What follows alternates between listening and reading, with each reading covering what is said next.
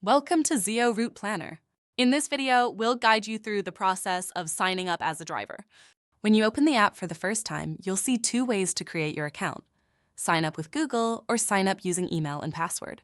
If you choose sign up with Google, simply tap the option and select your Google account from the list. Your details will be automatically linked and your driver account will be ready in seconds. Let's look at the other method. If your store owner has already created an email for you, make sure it matches the account being set up. Otherwise, use your own valid email, since this is where Zeo will send updates and account details. Next, create a strong password with uppercase, lowercase, numbers, and symbols. Finally, re-enter your password to confirm. Once you've entered your email and password, tap on Create. Zeo will now set up your driver account. This only takes a moment.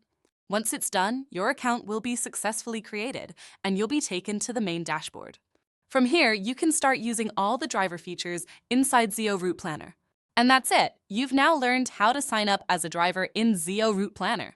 Whether you use your Google account or your email and password, the process is quick, simple, and secure. Happy routing with Zeo!